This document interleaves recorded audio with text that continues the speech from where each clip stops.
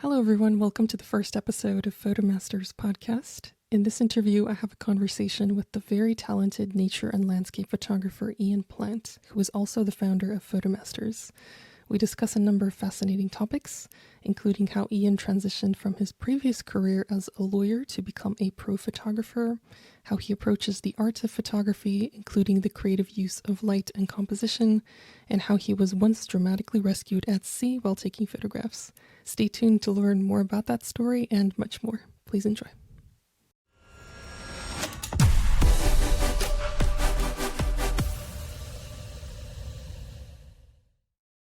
Hello, everyone. My name is Taya, and I'm the managing editor at Photomasters, and I am joined by Ian Plant, the founder of Photomasters. Ian, welcome to the podcast. First of all, congratulations on over 20 years of photography. That's an incredible achievement. Looking back, why do you think you were so drawn to photography in the first place? Well, first of all, thank you for having me on this inaugural episode of our new podcast, Taya. I'm very excited that you are going to be leading the way, interviewing photography guests, and I'm glad that I can start things off. The question, looking back, what drew me to photography in the first place? That's a good one. And so at the time, this was actually 30 years ago. I was out of my first year of law school. I was working for a law firm in New York City, and I didn't have any plans to do photography. I didn't even know that I enjoyed photography because I'd never owned a camera. And my plans were to become a lawyer, maybe get into politics. Thinking back now at that, I realize how ridiculous that would have been. I just don't have the charisma for it. But at the end of the summer was the first time in my life I'd ever made any real money. So I bought a camera, just thought it'd be an interesting hobby to take up. And it just sort of took over. And I was immediately hooked. Of all the hobbies I've had in my life, it's the only one that lasted for more than a few weeks. And very quickly, I realized that it was what I wanted to do with my life. And I wasn't able to just jump right into it. I had to finish law school, and then I had to work for a while to pay off my law school debt. But once all that was done, at this point, this was 10 years after I bought the camera, when I was finally ready to make the switch to become a full-time professional photographer, quit my day job and do this.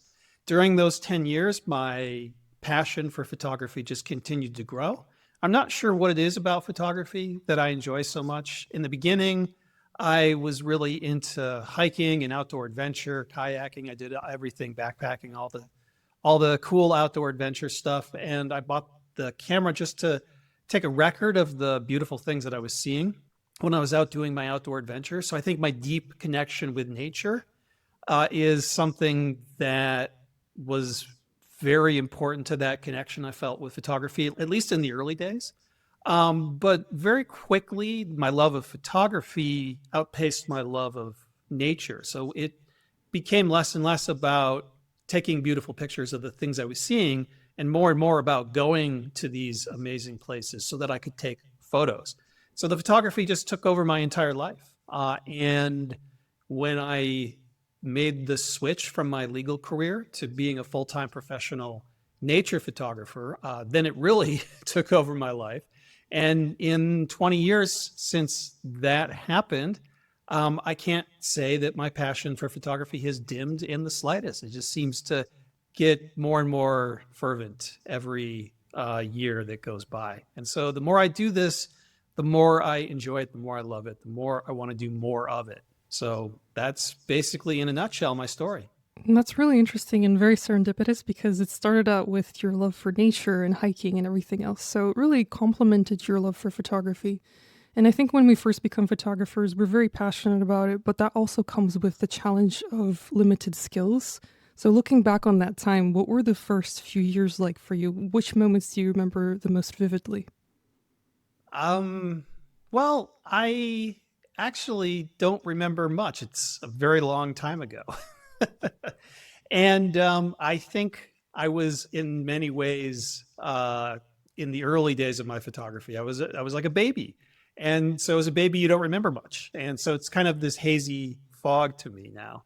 And I think part of the reason why is I just didn't have a very clear artistic vision. And so I was out there taking photos of things that caught my eye, but I was just reacting to interesting things.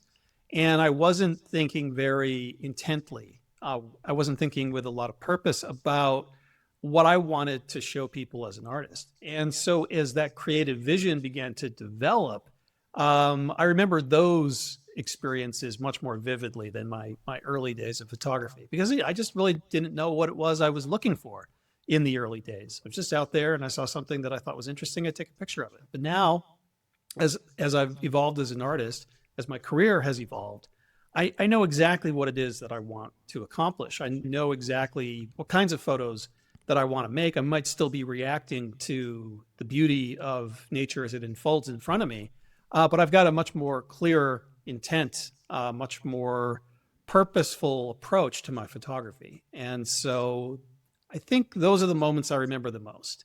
And over my career, there's been a lot of amazing moments. I've seen some amazing wildlife. I've witnessed beautiful sunrises and sunsets and amazing natural events, seen beautiful scenery. And those memories stay with me. But I think that the photos I take when I'm experiencing these things, those are more durable, obviously. And so as the memory of those times fades, I always have the photograph to remind me about the wonder of that experience. That's really interesting, and I think it just proves the power of photography and how we can help us document these special moments that otherwise we would have forgotten. A photograph is in fact a permanent record of something that you witnessed and experienced. There is this tether to reality that I think is important, is at the core of the art of photography. I think it is special because of that. I think the durability of it, the way it just plucks a slice of reality from the living world and preserves it forever. No other form of art quite does that, except video, which is obviously very similar to photography. And a video is just a series of photos basically that are sped up. And I think its ability to do that, to capture that ephemeral, that unique moment and freeze it forever is at the core of what makes photography special as an art form. I completely agree. And you mentioned earlier when you were a beginner, a baby in photography, you would go out and just photograph things that stood out to you. But did you at that point already have some kind of long-term goals? And do you think that your younger self would be amazed by where you are now? What would younger photo Ian think of older photo Ian? I think younger photo Ian would probably be very disappointed in current photo Ian. And that I think is just a function of when you're young, your expectations are very high, perhaps a little bit unrealistic. And I think that with age comes maturity and wisdom and humility. And so, yeah, I think that young Ian might be disappointed with current Ian, but current Ian knows better. Exactly. And so, my path as a photographer has taken a lot of twists and turns, and where I've ended up is not at all where I expected to be when I first started out. And part of that is that the business has changed a lot. 20 years ago, that was the cusp of digital photography taking over, replacing film photography. It was also when the internet exploded and became accessible to everyone. And those two things dramatically changed the business of photography. And so 20 years ago, photographers made their living selling photos. That's all they did. And now most photographers make their living doing workshops and tours, at least with nature photography. So a very small portion of my income comes from selling my photos. Most of my income comes from photo education services, workshops and tours. And so definitely where I've ended up is much different than where I would have expected to be 20 years ago because of these changes in the industry. And also, I think part of what's changed is me and my artistic goals. When I first started, I was interested only in photographing the natural landscape. I didn't do wildlife. I had no interest in photographing anything that showed the presence of humans. And my artistic goals have evolved Obviously, I've embraced different types of photography. Now I do a bunch of different stuff. And so even though I'm focused on nature, it's not specifically nature. And I've definitely diversified what I'm interested in photographing. And so basically, I kind of gave up on a lot of my plans that I had 20 years ago as a young professional. I kind of let fate decide where I would go. I let my creative vision evolve. I just basically learned to embrace whatever was interesting to me at the time, whether it was landscape or wildlife or something else, and just let basically I'd go wherever the wind would take me. And I think that's still my approach now. And so, yeah, I'm definitely in a much different place than I would have expected 20 years ago. So young Ian would be very angry with current Ian, but that's okay.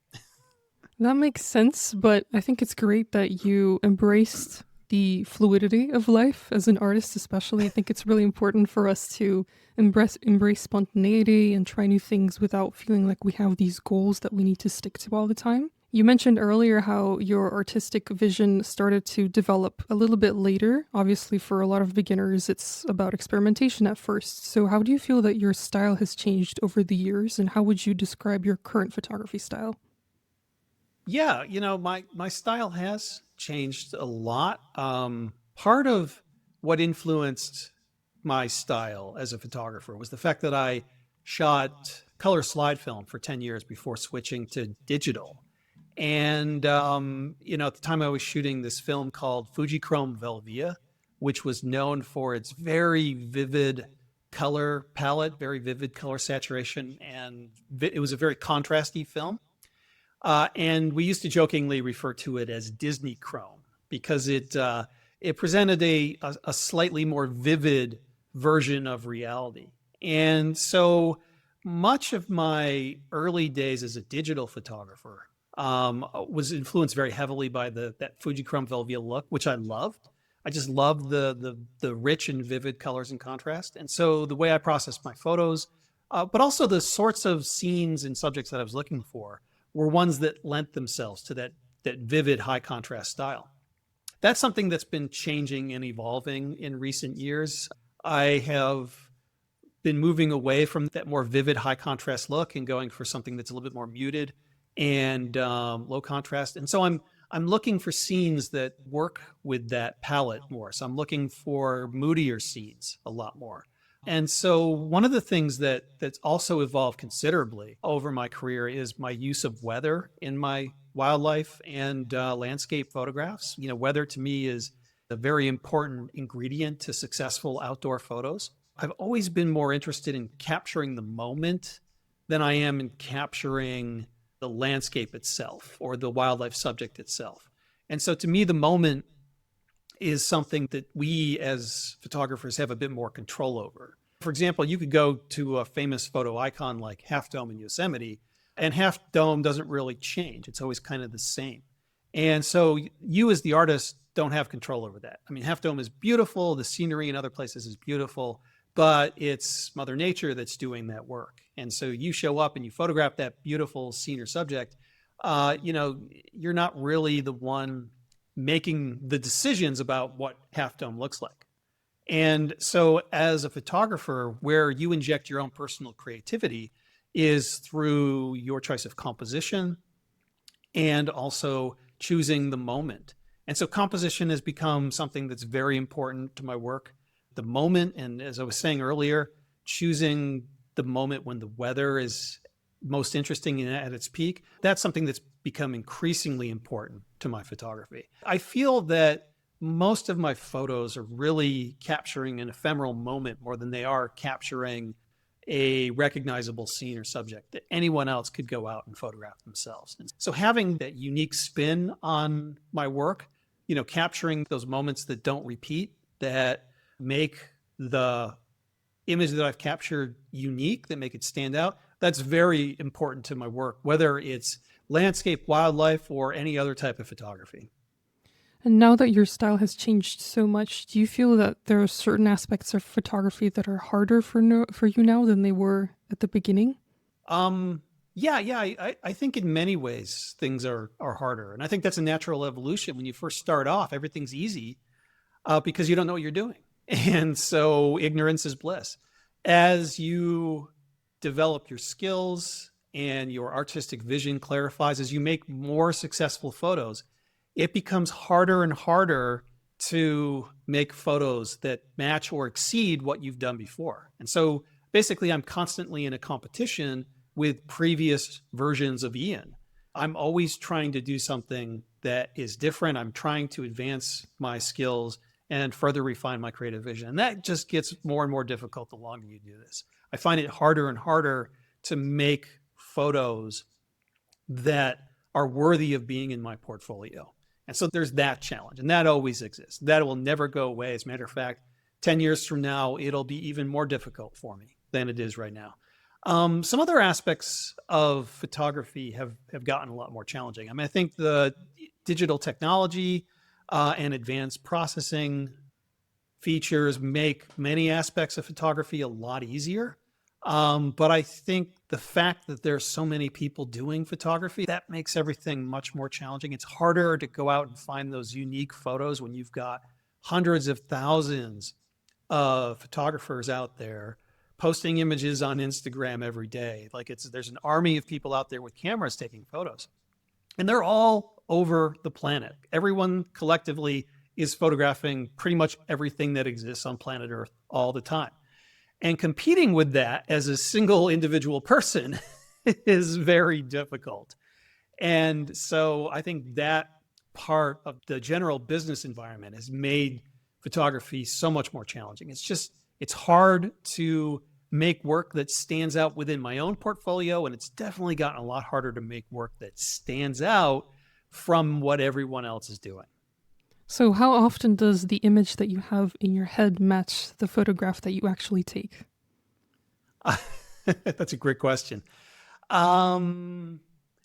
Never. Sometimes, maybe all the time. I don't know. I mean, I'm a big proponent of starting with a creative vision in your own mind and then making it a reality, going out and finding a way to match that vision in your head, and then patiently waiting for conditions to align so that you get what you want. And sometimes I get exactly what I want. Sometimes I get something that's close enough to what I want. Maybe my creative vision isn't extremely specific. There might be specific elements to it, but the rest is sufficiently vague and hazy that I don't have to match a defined vision completely. I just have to kind of get it in the ballpark. But as the song goes, you can't always get what you want. You might just find sometimes that you get what you need. And so I try to keep a certain fluidity to my process so that even if what I'm getting doesn't completely match my creative vision, if it's still good, if I'm still getting something that I think works, or if I'm experimenting and getting something that's completely different from my vision, but I think it works really well, those are all good things. And so the key thing is to always be trying to take things up to the next level.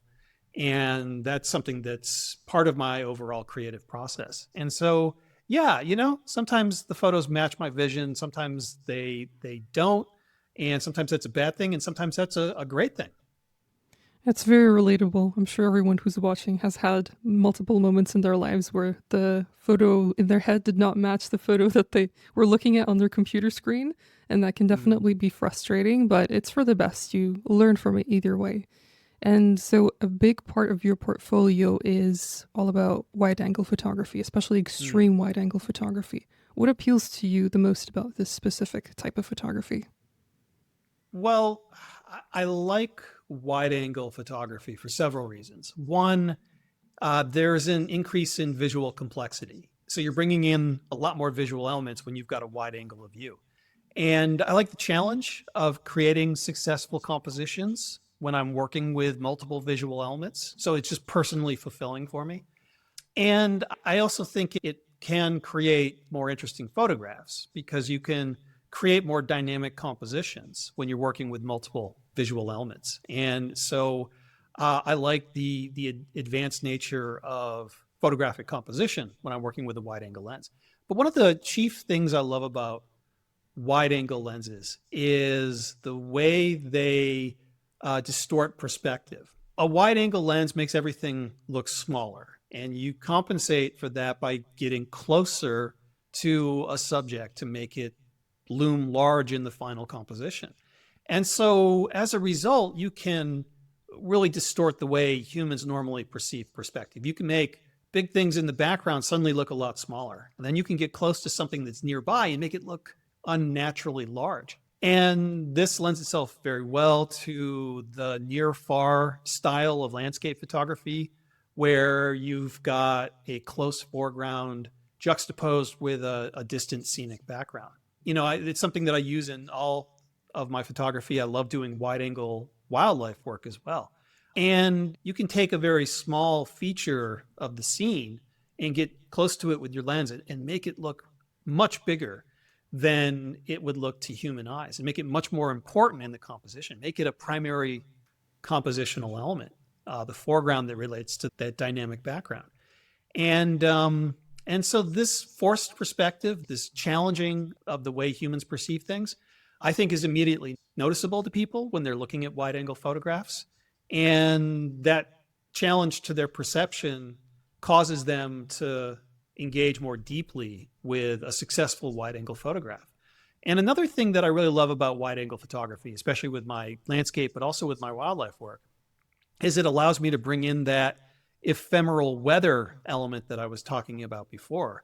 And so with my landscapes, for example, I'm often waiting for moments when there's really interesting weather coming in, big storm clouds or something like that, because I know that those are going to create those unique moments. And the wide angle lens is really necessary to bring in as much of that action in the sky into the final photograph. So these are all the reasons why I really love using a wide angle lens. That's really interesting to know, because for wide angle photography, you obviously have to be very good at composition as well in order to make all of those details and elements work together really well. So speaking of composition, do you remember the moment when your understanding of composition fundamentally changed? Yeah, that would be in my early days when I was hanging out with my good friend and mentor, George Stocking. George Stocking is a landscape photographer based in Arizona. He's one of the old desert rats, as I like to call them. It used to be that back in the film days, landscape photography was kind of centered in the American Southwest. Most of the preeminent photographers in the world doing landscape work were spending most of their time exploring the deserts of the American Southwest.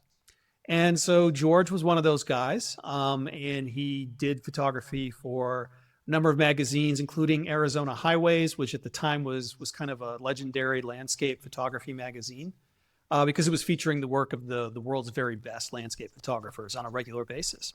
And so I met George years ago. I bumped into him in Death Valley, and we just got talking and liked each other. We started corresponding, and we became good friends. We talk all the time now. And he really was the one who opened my eyes to the artistic side of photography. And so I remember back in the day hanging out with George. We got out the light table to look at my photos, because that's what you did in the days of color slide film, is you had a illuminated table and you'd put the slides on them and you'd look at them. And he volunteered to review my photos with me. And so looking at my photos, some of the ones that I considered my very best, and he asked me the question, well, why is this a good photo? Why do you like it? And I struggled to answer. It was usually something like, oh, well, it's a pretty sunset. The colors are nice. And George said, no, that's not why this is good. And then he started talking about the composition. He's talking about the shapes that were created by the objects that were in my photograph and how they related to one another to command the viewer's eye and lead the viewer's eye throughout the scene, to create what he would call compositional power. And basically, I think that's shorthand for learning how to guide the viewer's eye in a dynamic way through your composition, to make a connection with them, to make a visual connection with them. And this is the first time I'd ever heard anyone talk about this sort of stuff, the artistic side of things. And so he's talking about compositional theory, color theory, all sorts of stuff that I'd really never heard before. And it opened my eyes. it was a transcendent moment. I started seeing all of these things. I started seeing the scenes in front of me as abstract artistic elements that needed to be arranged in the proper way. George likes to say that the world is a visual puzzle, and your job as a photographer is to solve the puzzle. You choose your focal length and where you stand to decide which visual elements you include within the picture frame and how those visual elements line up. And then you choose the right moment. Maybe as the clouds are drifting by, you wait for that perfect moment when the clouds line up with the landscape in just the perfect way. And it's your job to take the visual chaos all around us and to organize it into a coherent composition that's going to stand out and make a connection with people. And so from that moment, he opened my eyes. And that's something I try to do myself when I'm teaching composition to other photographers, is to give them that aha moment, to explain all this stuff and get them thinking about the artistic side of things. It changes the way you see the world for the better, and you become a better photographer and a better artist as a result. That's a really incredible story, and I'm sure George Stocking is very proud of you and the progress that you've made as a photographer.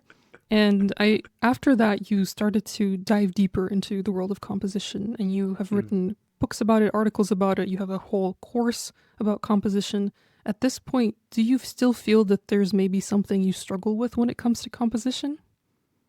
Oh, yeah, absolutely. There's a lot of elements of composition that I still struggle with because everyone sees the world in a different way. And I've got kind of a unique way that I see the world, the way I want to organize my compositions.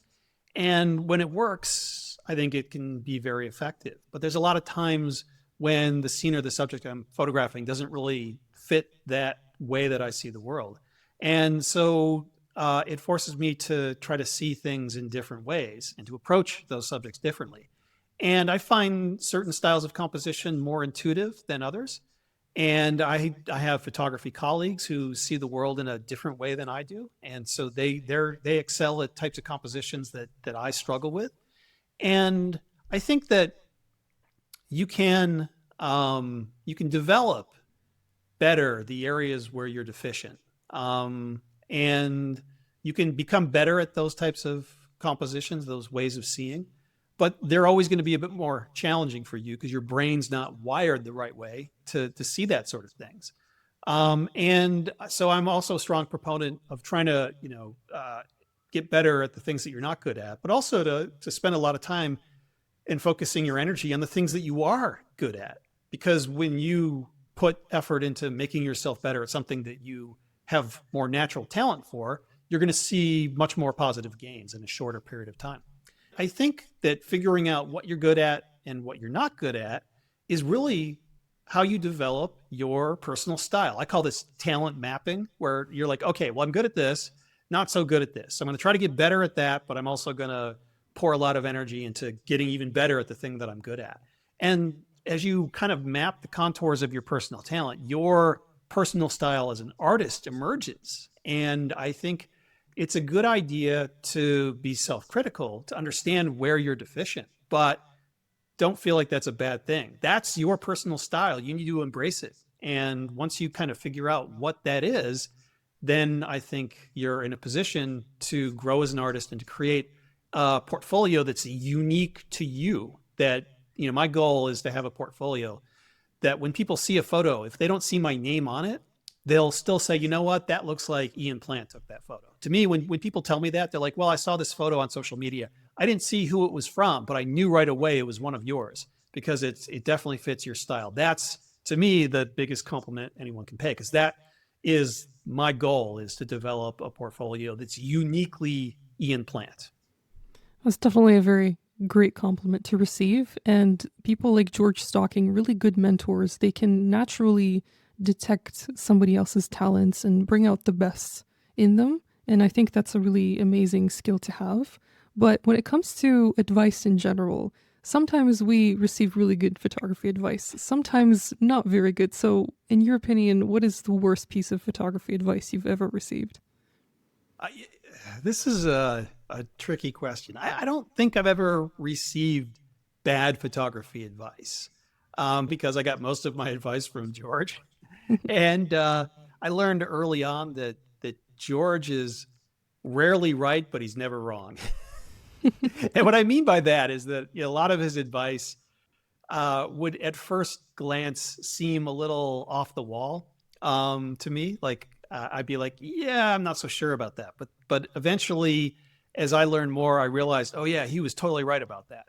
And so I can't think of a single bit of photography advice that I got in the early days that just was wrong. So I was lucky to have some good mentors, and that's probably because I just picked one mentor who happened to be a really good one. Yeah, that makes sense. Another big part of your portfolio is wildlife photography, and that's obviously more challenging in some ways because your subject is live and its movements are unpredictable. Can you recall a time when you were photographing an animal and its reaction or movements scared you or surprised you in some way? Yeah, I think that happens a lot of times. Though I should say that I've never felt like I was in real danger with any wildlife photography that I've done.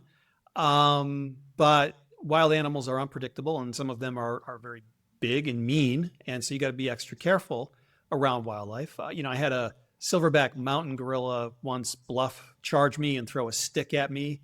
That was a little startling.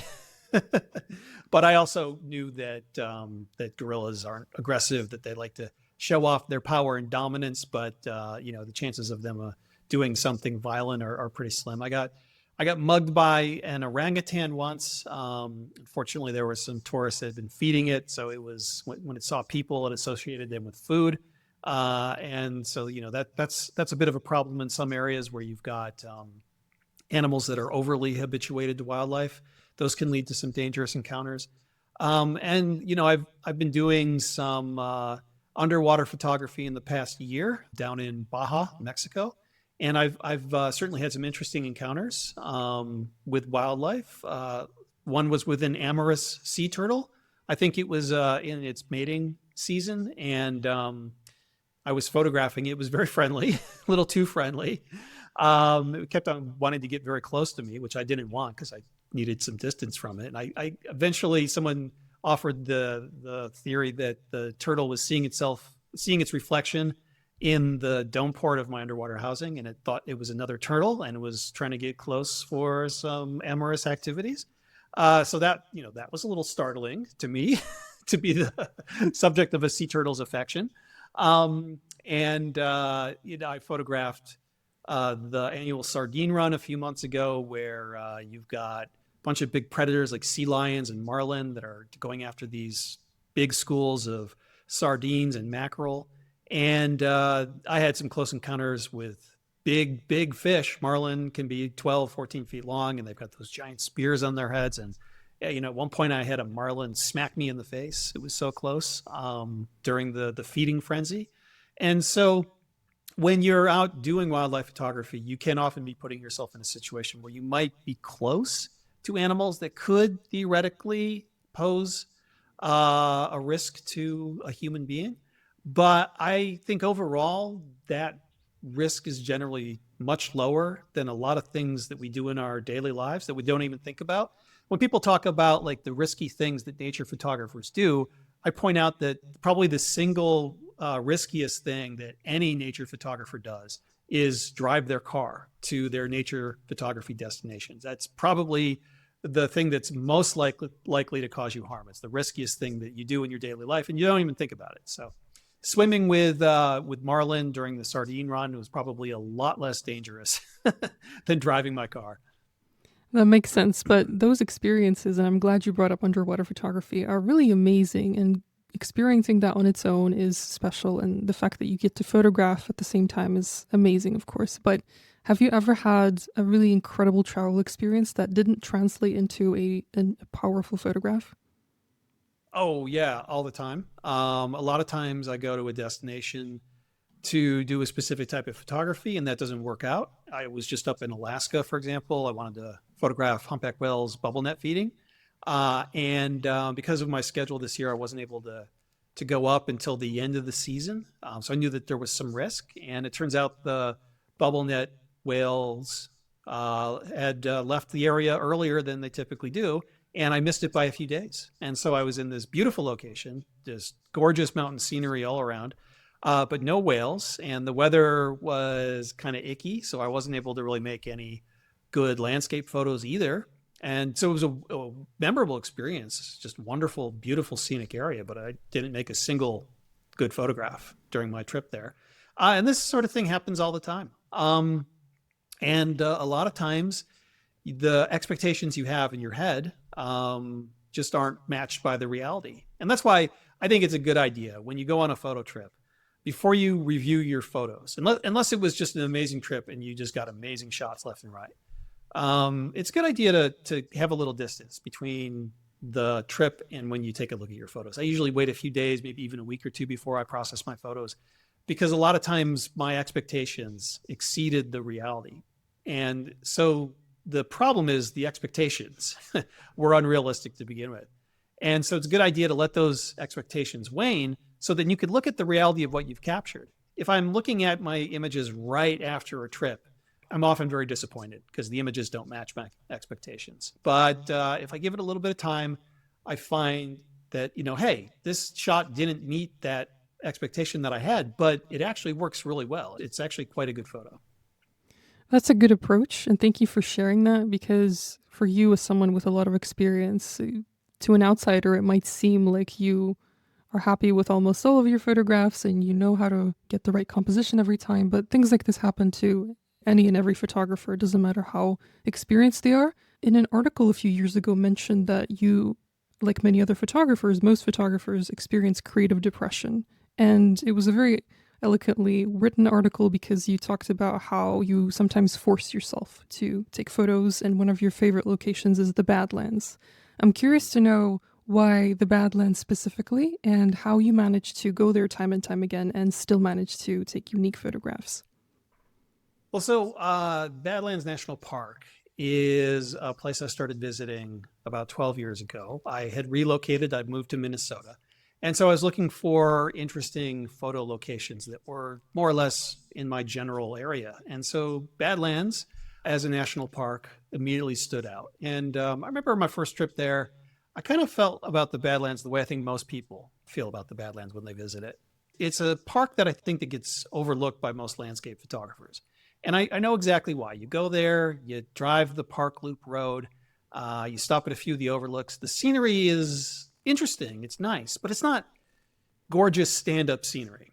It's not like going to the Grand Tetons or Yellowstone or Glacier National Park, where you've got these massive mountains or these stunning geothermal colors, etc. And because the landscape's a bit more subtle and subdued, I think Badlands ends up being a stopover destination as people are driving to these other more standout beautiful parks. And so my first visit there, I was like, yeah, it's kind of interesting. It's relatively nearby. I'll probably come here again, but I wasn't overwhelmed by it. But as I kept going to the park, I began to realize that it had a really subtle, unique beauty, and that getting out into the Badlands formations, getting away from the road and the overlooks, was the key to unlocking this beauty. And as it turns out, it's a stunning landscape destination.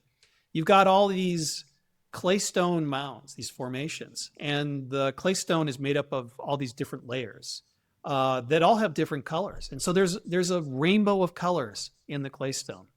And the clay is very soft, so it erodes easily when it rains. And so you've got all these really fascinating textures, these erosion channels in the claystone, these canyons that you'll find when the erosion gets significant enough. And even the clay itself, when it rains, it turns into mud and then it dries and it cracks. And so you've got these fabulous textures in the landscape and all these colors and all of these beautiful shapes. And then you also get the weather, especially during the summer when you've got the summer storm season over the Great Plains. You get these massive thunderstorms building, epic sunrises and sunsets. And so the combination of all the shapes and the colors and the textures in the landscape below and the drama in the sky above is one of the most uniquely beautiful things I've ever photographed around the world. It really speaks to me. I love it. I love getting out into the Badlands and photographing these features. And I always find something different every time I go because there's literally millions of different compositions out there as you explore. There's so much raw material. I can always find something new and different when I go there. And it's a great cure for creative depression. Whenever I feel like I'm in a rut, I just head to the Badlands, and it kind of restores my inspiration. Being able to do something different, like there's no photo icons there. Every composition I make there is completely unique. It's something that no one else had ever photographed before. And I love that. To me, that's my favorite way of doing photography. I don't love going to photo icons and taking the same shot that has been taken a million times before by a bunch of other photographers.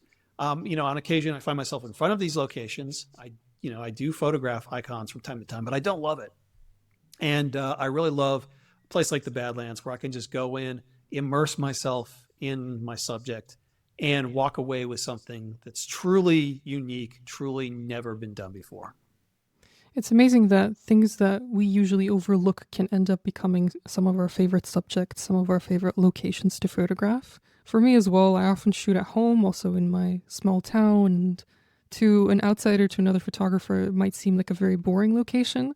But to me, depending on the season, there's always something new to photograph. It's a really exciting experience. So I think photography is for everyone. You don't necessarily have to go to these really famous destinations all the time, even though that is nice from time to time. Earlier, you said that driving is one of the most dangerous parts of photography. So being out in nature itself isn't always that dangerous. But was there ever a time when you almost died while taking photographs? Unfortunately, my answer is yes.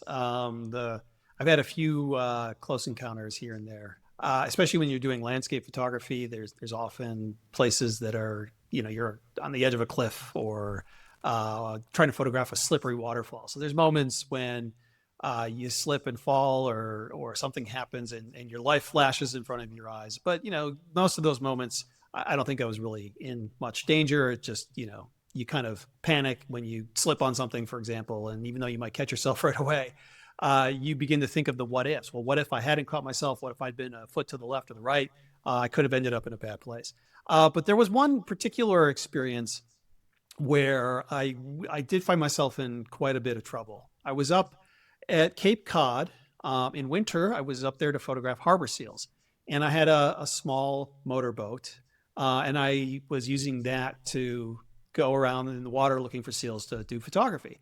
And I was out there on a day that was really, really rough in the open ocean. I was in a protected harbor, but I could see that outside of the harbor, there were these massive 10, 15, 20-foot breakers crashing. And I was smart enough to know I don't want to be out there. That's rough. But in the harbor, completely protected, no problem. And so I thought I was playing it smart, doing the right thing.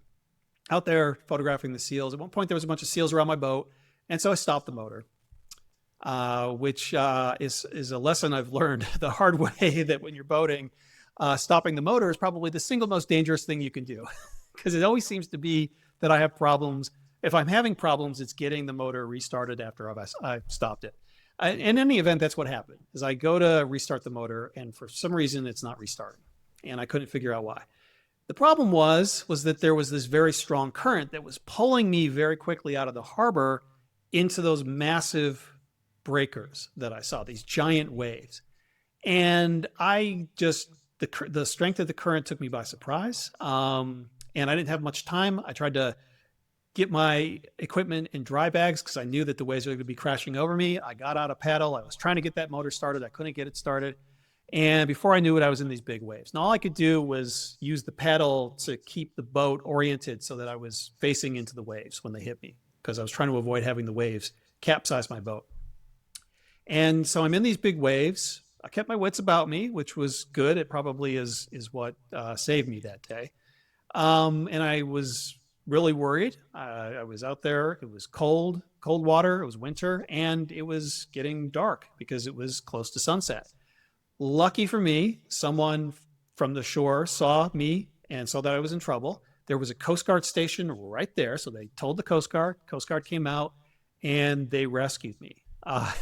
So I think that was the closest I've ever come to to being in a situation where I could have very easily died. And luckily the Coast Guard, those guys were heroes. They came out, they rescued me. All my equipment ended up getting destroyed because in my haste to throw everything in the dry bags, I didn't have enough time to seal the bags properly.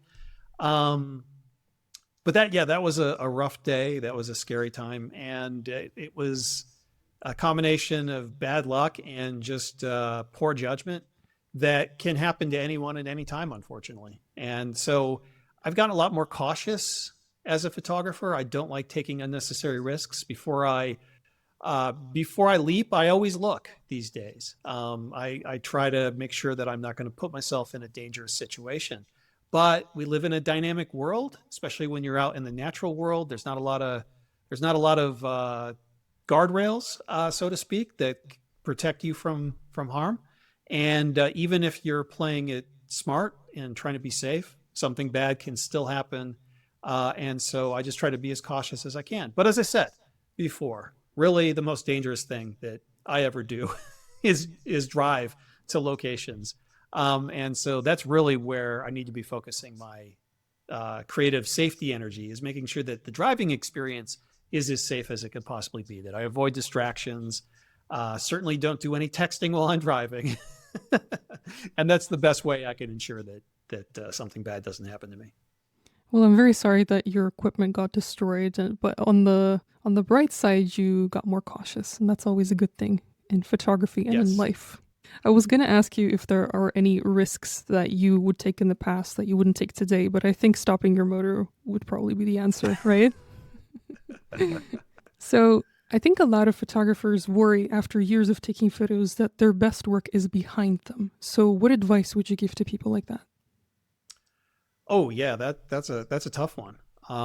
Because sometimes I feel that way myself. Like sometimes I feel like I'm out there, I'm trying really hard to make good photos, and I'm just not making photos that are as good as the photos I've already taken.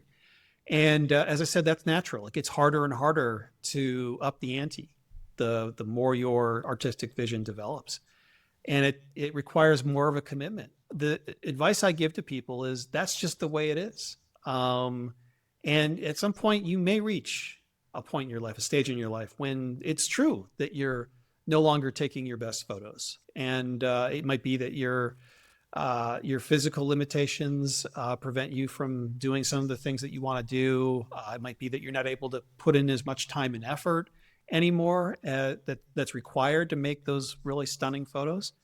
But you can still be creative. You can still, I think ultimately the most important thing is enjoying what you're doing.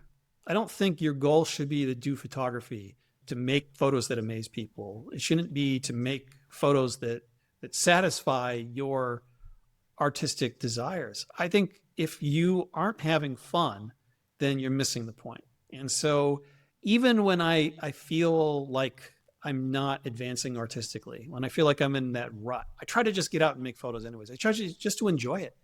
And I find that when I'm having fun, that's a lot of times when I have my most creative inspiration.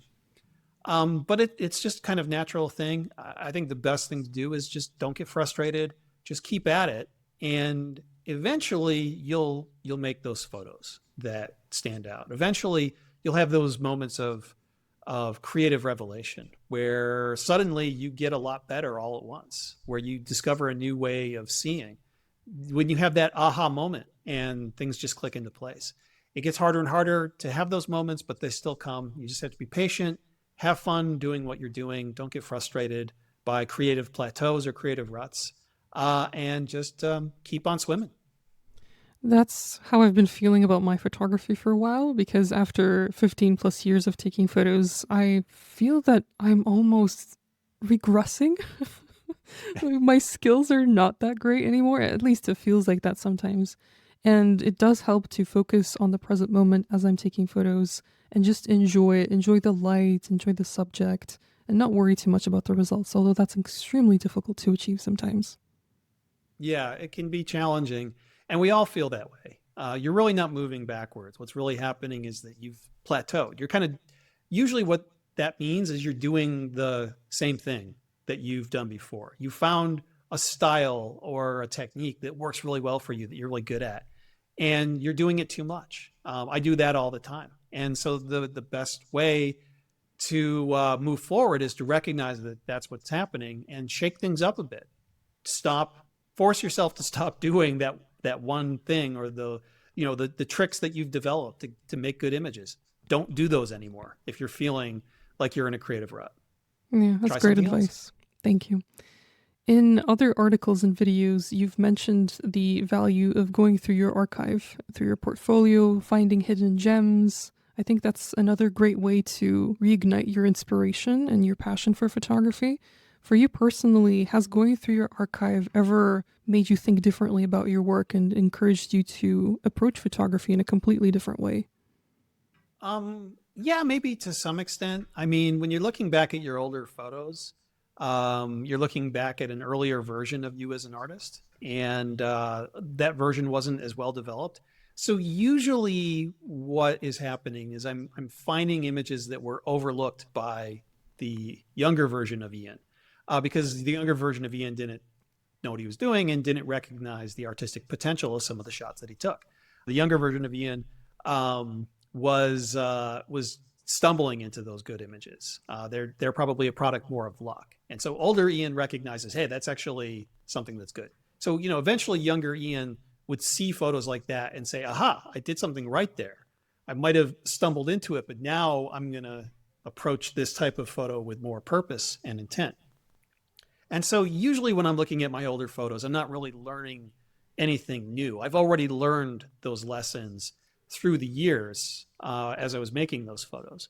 But on occasion, I might see something where I say, hey, that was really interesting what I did there. And that's something I haven't done since then. And so maybe it's time to start doing that again.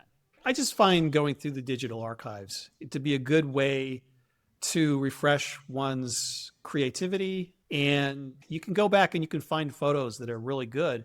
And so even if you're struggling in the present to make the kinds of photos that you want, that massive archive of all the photos you've taken, hopefully you've kept those photos. You can find good images in those archives and refresh your current portfolio with new images that haven't been seen before, even if you're struggling to make the photos that you want in your current creative rut or whatever is going on. So yeah, I think it's a great thing. It can teach you some new things, but mostly it can allow you to find some photos that are really good and worthy of sharing that you didn't realize that you had. When you look back at your work, you have personal favorites, of course, and I'm sure you have a special relationship with those personal favorite photographs. Is there a specific photo, though, that resonates the most with you? And if so, why? I got asked this question like a week and a half ago by someone, and I didn't have an answer. I was like, well, I don't really know that there's a specific or one photo that really stands out as being my personal favorite or my very best. But I definitely do have a collection of images, the images that are in my permanent portfolio. So my answer was, well, I don't know, just look at my website, and you'll see a bunch of photos that really resonate with me. So I don't think I have one really that stands out, but I do have a portfolio of images that collectively showcase my unique artistic vision. And so I think that's the answer to the question. Yeah, that's a good answer. And if you, knowing everything that you know now, could start all over again, what would you do differently as a photographer? Everything, nothing. I think both answers are true. I think whatever I did is what led me to where I am now. And so in a sense, I wouldn't change anything. Um, I, I think the only answer I could really give is I would try to carve out more time for photography. One of the tensions, one of the paradoxes of the way that the nature of photography business is these days is that to make a living, I have to spend a lot of time leading photo workshops and tours, which is great. But during those times, I can't really do the photography that I want to do. Sometimes I'm going to locations that I photographed a lot. I'm also with clients. I'm helping clients. If there's like one good composition where we're visiting, I'm letting my clients get in there and take that shot. So the focus isn't really on me, it's on them. And that's fine. That's how I make my living. I enjoy working with clients. I enjoy teaching people. But I need to find, I'm always trying to figure out ways to get out in the field by myself, to do the photography that I want without any constraints. I think it's an important thing for me. And of course, doing that costs money. You don't make money taking photos, you make money doing everything else. And so that's always a tension in this business. To make more of the money that you need to do your own personal photography, you've got to spend less time doing your own personal photography. So there's always that tension. And one of the ways I resolve that tension is to try to do as much photography in my local area as I possibly can. You were talking about this earlier, how a lot of people wouldn't think that your local environment where you make your creative photographs, most people would think that that's not interesting, but you have found a way to reveal the unique beauty of the everyday things around you. Street photographers do that sort of thing all the time. And I do that as well. I try to figure out what's close to me that's photogenic. And it turns out there's a lot. I think anywhere that you live, if you are open-minded, you can find subjects that are worthy of photography. You can find ways to be creative literally in your own backyard. I think that's a great way of resolving that tension because it doesn't cost you anything to photograph in your local area. It's very inexpensive. You don't have to carve out a lot of time to do it either. If you are open-minded and creative, you can make amazing photos that make people jealous and make people say, oh, I want to go to where that person lives to make photographs. So I think that it's up to you. Those great images that you want to make have been inside of you all along, so to speak. Sorry to be so cliche. No, it's good. We need a little cliche on the podcast. That's good sometimes. Uplifting. Okay, now it's time to talk about some of your best photographs, Ian. I'm really looking forward to discussing these photos, especially this one because of the gaze, and emotion is a big part of your work. And when you take photos of wildlife, you pay great attention to eye contact. So tell me a little bit more about this photograph. Yeah, I think this is one of my signature photos. Going back to the question you asked earlier, like, is there one photo that really stands out to you? This is often one of the photos that I share with people as a matter of first impression. I think it does really make an immediate connection with people. And so this is a lioness in Kenya. Her and her sister had just killed a wildebeest, and they were gorging themselves. And so normally I find the eating process to be not very photogenic. It's kind of gross, actually. But I stuck around to photograph this anyways because my safari vehicle was actually very close to the lions. And so I was able to zoom in really tight with my telephoto zoom lens to get these tight portraits of the lionesses, which was great because it was eliminating all the really gory parts of the scene. And so what I was aiming for here is I could see all the bright red on the two lionesses on their mouths as they were eating the lion. All the blood really stood out. And so I knew I wanted to capture that as a storytelling device in this image. I knew that that would stand out to people. And so as the lions were eating, both of them would occasionally look up to me in the safari vehicle, just, keeping an eye on things. And so I was waiting for those moments when they would look up and make eye contact so I could zoom in and get the tight portrait. So I wanted the eye contact. I wanted the tight portrait. I wanted the blood on the mouth. And this one moment was perfect because the lion, she didn't actually lift her head up to look at me. She just lifted her eyes and she made eye contact with me. So with her head down, but her eyes looking up, it's a really angry looking glare that she's giving me. And so I knew in the moment when that happened that I had what I wanted for this shot. And so zoomed in tight, triggered the shutter, managed to make 2 or 3 images before the moment passed. I love the symmetry of this photo. Symmetry is something I feature a lot in my compositions. It's one of those things that's kind of a hallmark of my style. And I just love the story that is told through the blood on her face and then that really scornful look in the eyes. To me, the story that it tells me is that she just got done eating the main course and now she's thinking about her next step, dessert.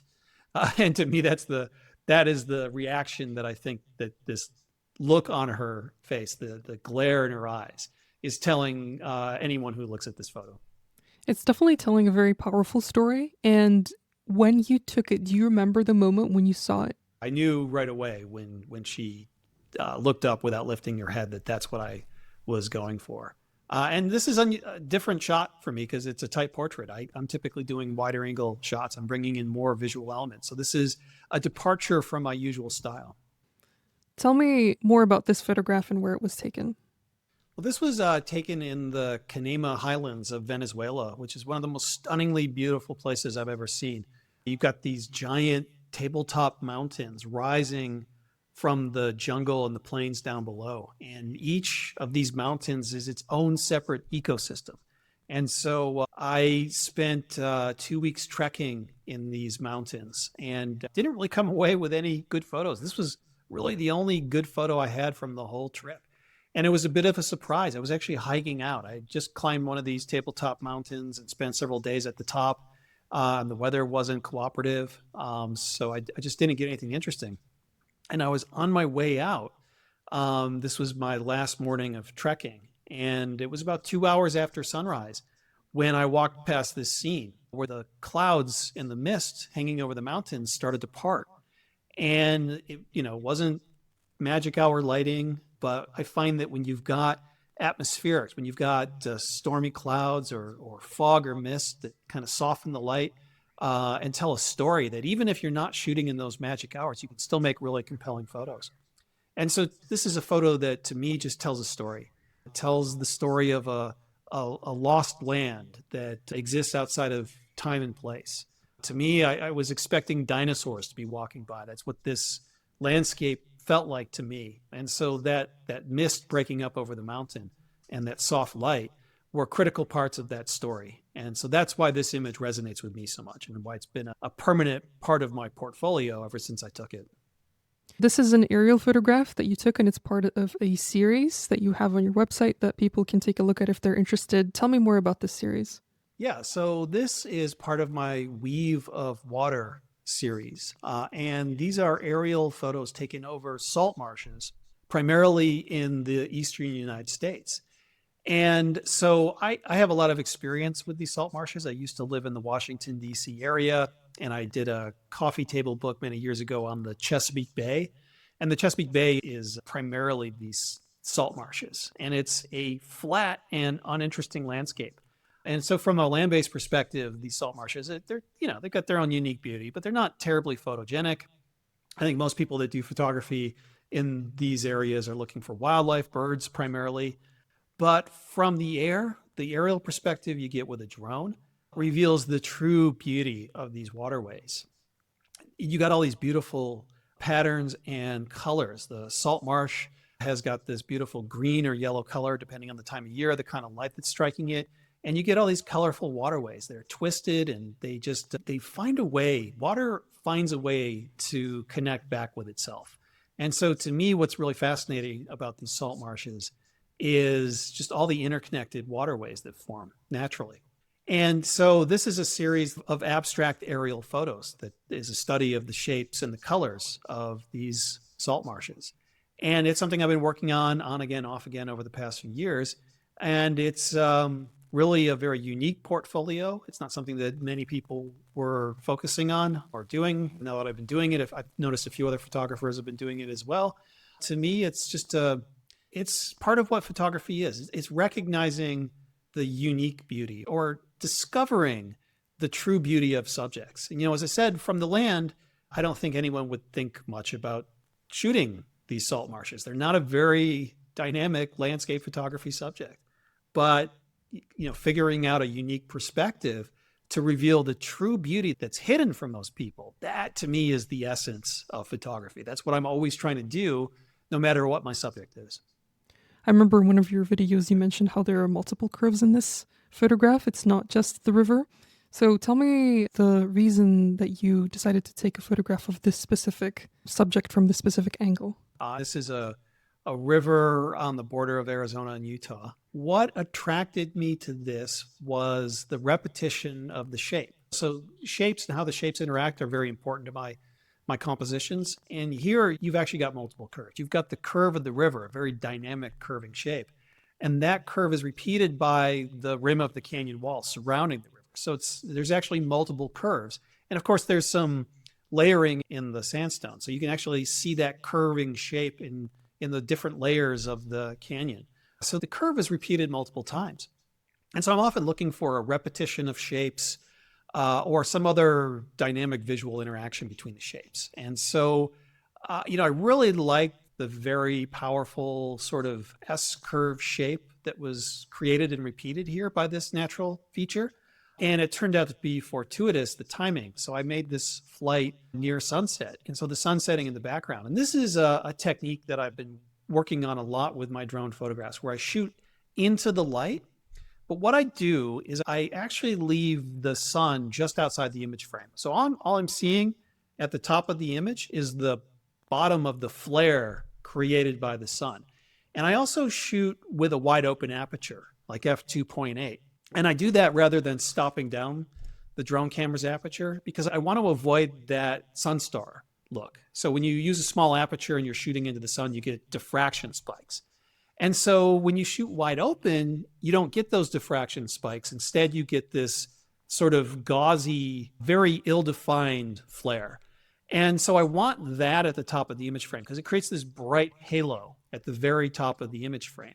And so ultimately, I'm hoping that bright halo is going to pull the viewer's eye to that location. So the curving shape of the river and the canyon rim are all leading the eye throughout the composition and eventually pointing the eye to that bright halo in the background. So that halo is creating a sort of mysterious or ethereal or mystical look for the photograph. It's creating a little bit of a low contrast look as well. And so that's a technique I use a lot with my drone photography.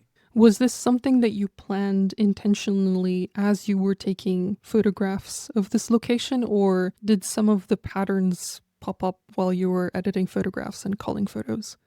It was a little bit of both. I had scouted the location using the satellite view on Google Maps. And so I knew that there was this really dramatic curve in the river, this horseshoe bend in the river. So I figured that would be a really good compositional shape to build my overall visual design around.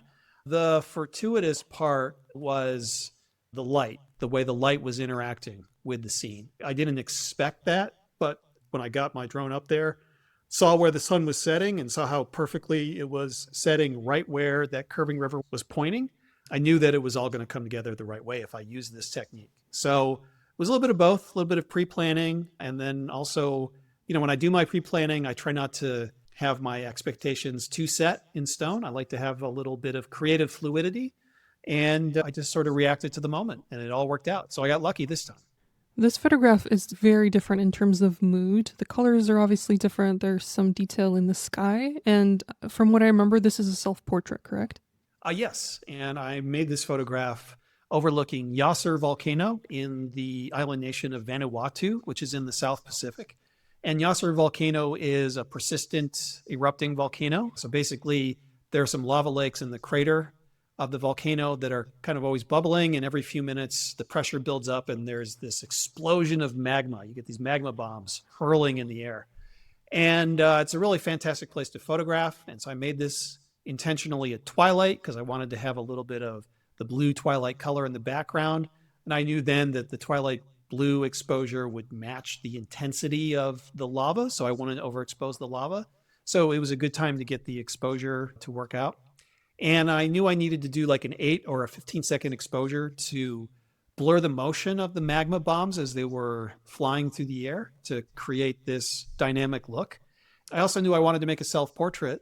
And so I brought up a second camera and a second tripod so I could set this up. And so I wanted to capture a picture of me capturing photos. And so actually the camera that you see in the scene wasn't really doing any photography. I just had the live view turned on. It was there as a prop for the purpose of making this self-portrait. I set up my primary camera in the background, doing a series of, I think it was 8-second exposures. And I just locked the shutter release so that it was taking continuous 8-second exposures. And then I sat down in the scene and just waited for these eruptions. So I let this go on for, 10 or 15 minutes so that I could capture multiple eruptions. And there was a lot of trial and error as I worked everything out. I did this over several nights before I got a result that I really liked. And so it was a little bit of planning, but I did all the planning after I saw what the volcano was doing. And so I had the idea in my head, which is why I brought the second camera and tripod along with me. But really, I needed to see what conditions were like on the ground before I could fully plan and execute this self portrait. And so, I like it because of the color palette, the warm, cool color contrast, I think works really well. But also the sense of vicariousness that this creates. Me with my camera in the scene, that invites the viewer to imagine that they are there witnessing the scene for themselves. So that putting a person in the landscape creates a proxy for the viewer. It invites them into the scene emotionally. So I think that can be a very effective thing to think about when you're making landscape photos. I think putting a person in the landscape can get a little cliche and overdone. I don't recommend it all the time, but for some certain subjects and scenes, I think it's very appropriate. Was this taken at the same location? No, this is a volcano in Iceland, the one that's been erupting on again, off again, past few years. And this is a drone photo. The great thing about the drone is that it has no fear of being burned alive by liquid hot magma. And so I could do something crazy like fly it over an erupting volcano to capture abstract photos like this. Something you couldn't really do in a helicopter, for example, because if you were with a helicopter pilot that was willing to hover a few hundred feet over the top of an active volcano, that's not a person you want to be flying with. That person's crazy. So the drone was the perfect way to capture this photo. And once again, I was very intentional when I made this photo. I chose my timing so that I had twilight light illuminating the landscape, because I knew that would illuminate the landscape, bathe it in this blue light that would contrast really nicely with the warm tones of the lava.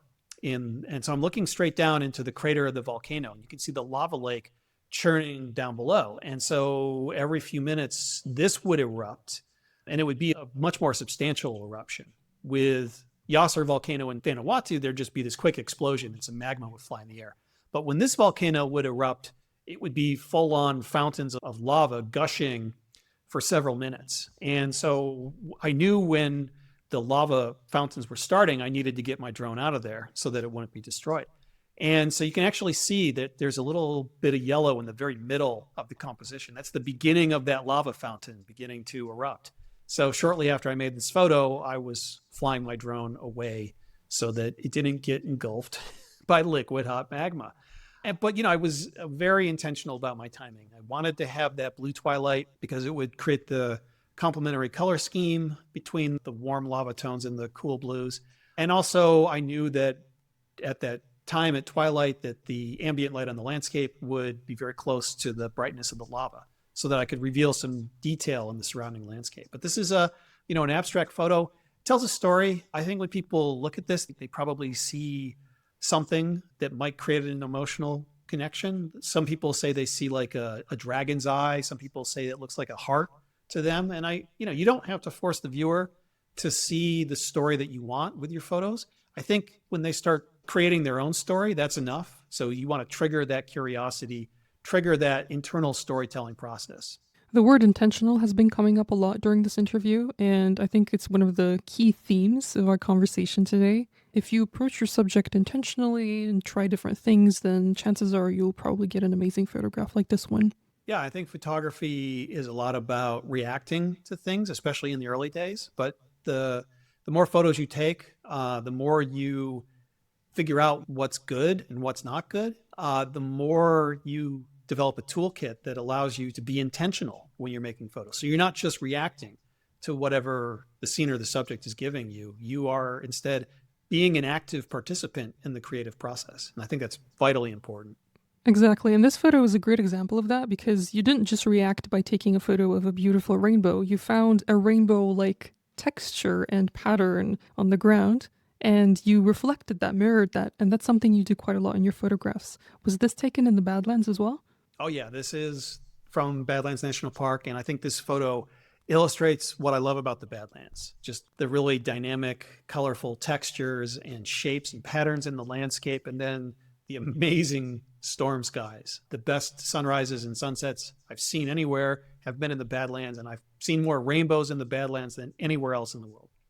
And so when this storm came by, it actually rained for about 20 minutes. I was with a workshop group. And everyone's like, well, it's raining. We should get out of here. And I was like, no, the rain's going to stop and we're probably going to get a rainbow, because I could see that there was a gap in the clouds on the western horizon. And I knew that the sun was setting, was going to hit that gap. Since the rain was still really close, I knew there was a good chance of getting a rainbow. And sure enough, that's exactly what happened. We got this beautiful rainbow. Actually, we had a double rainbow for a while. And then at sunset, the rainbow was still there.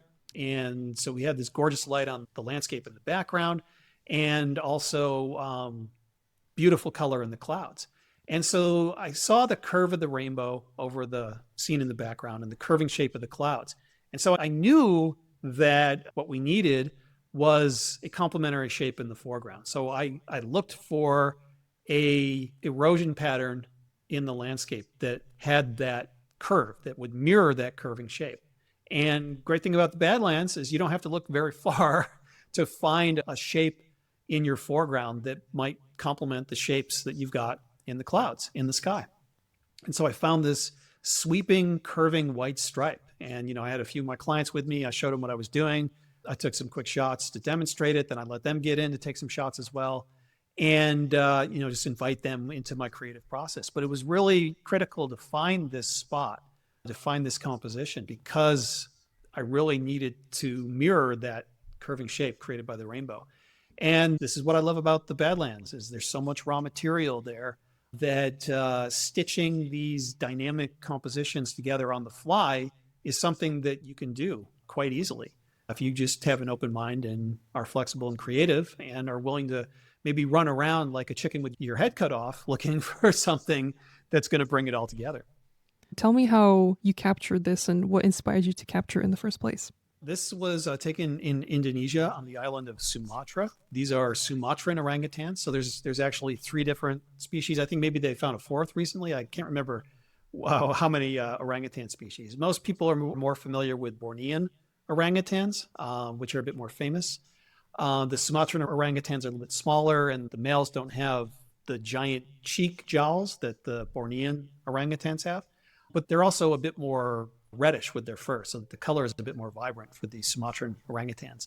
And this is a mother with her infant, and she was swinging by in the jungle, passing by the trail I was on, and I was able to capture this moment. And so there was a few creative decisions I made before taking this photo. So I chose to use a fisheye lens, and I did that on purpose because the rainforest there isn't really that attractive. And I like the way the fisheye, because of its barrel distortion, made all the trees curve. I just like the way that looked, the visual effect. And all those curving trees on the outer edges of the image frame sort of frame the central part of the composition. And so I just like the way it all came together. So choosing the fisheye just to make the forest look a bit more interesting and dynamic was a creative choice that I made before I made this photo. And another creative choice I made was to use a little bit of supplemental fill light.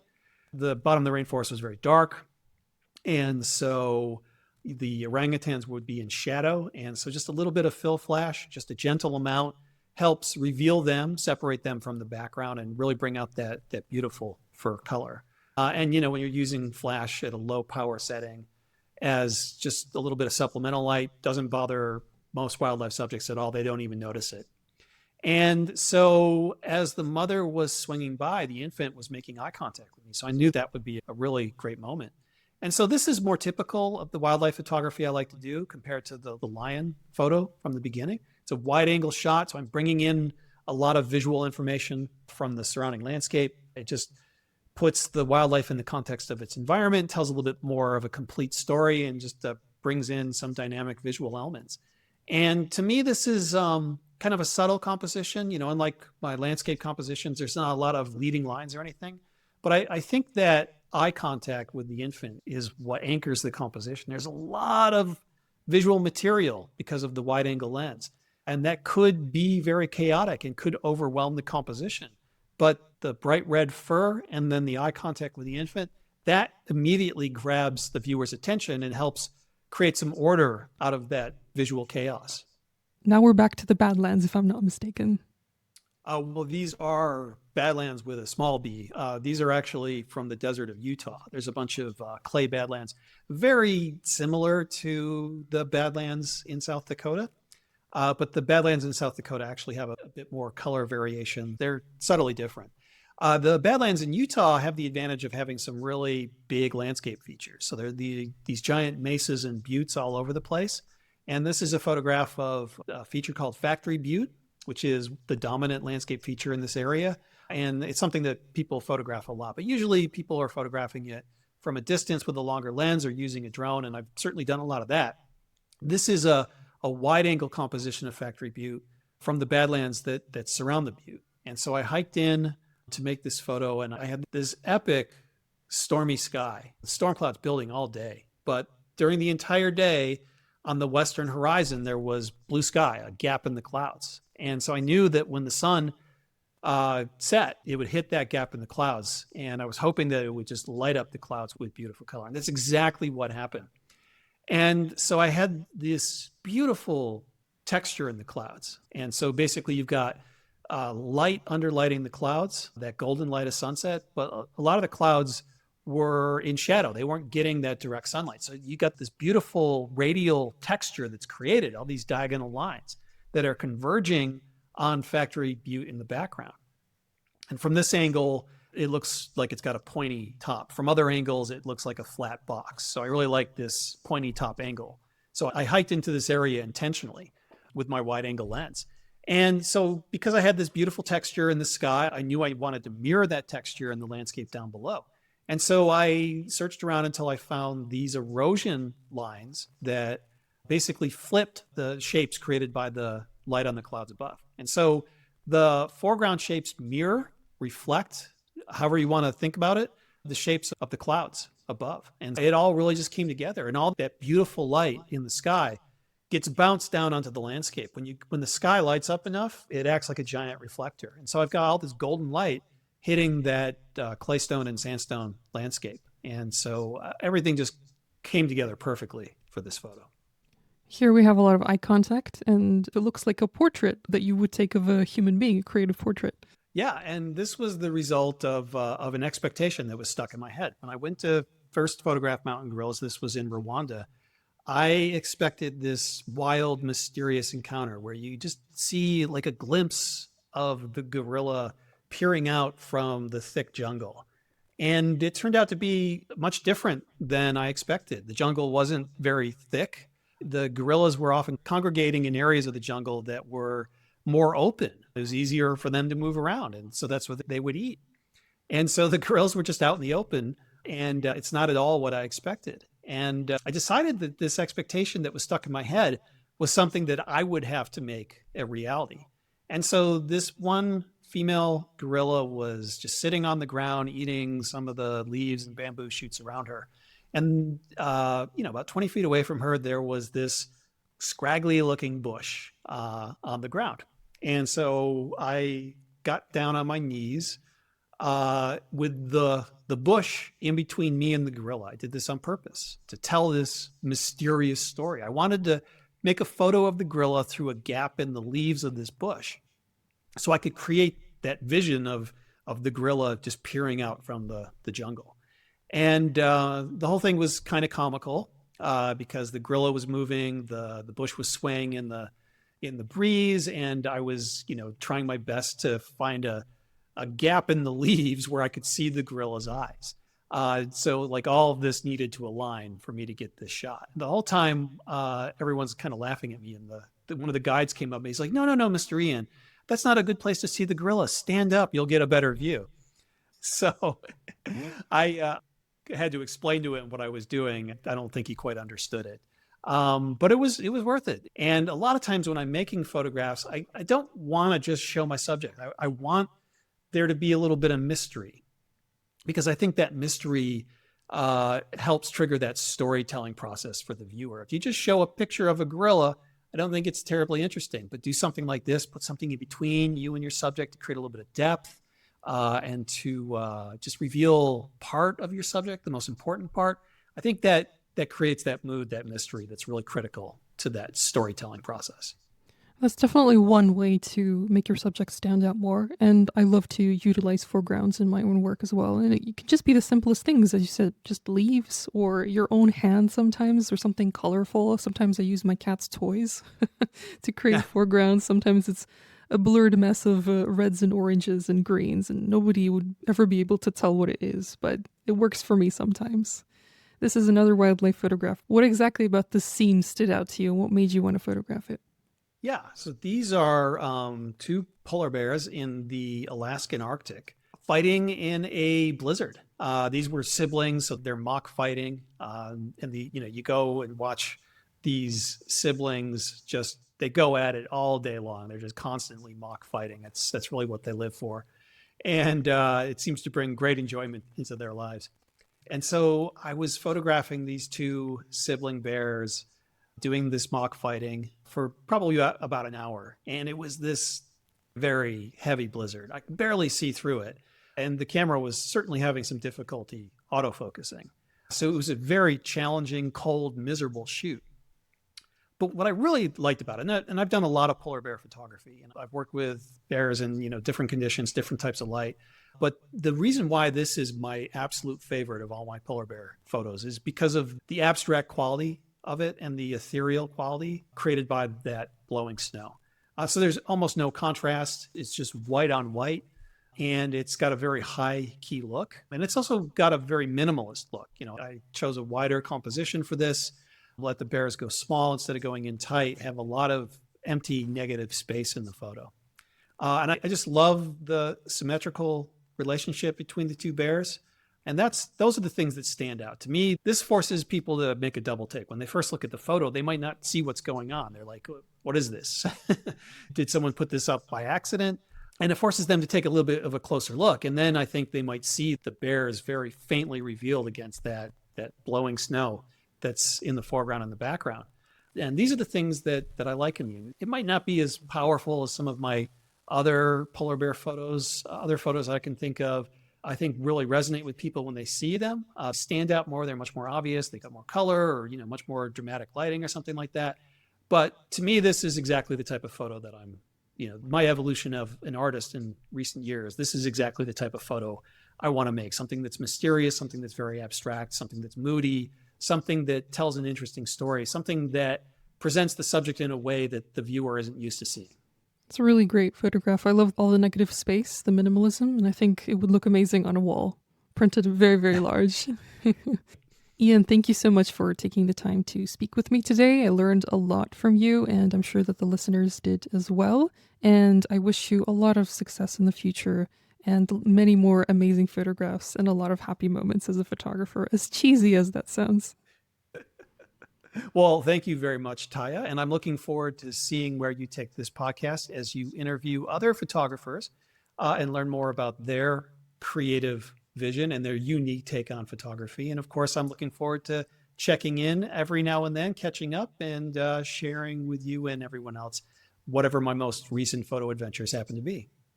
Thank you so much. And thank you to everyone for watching. We'll see you soon. Bye bye. Bye bye.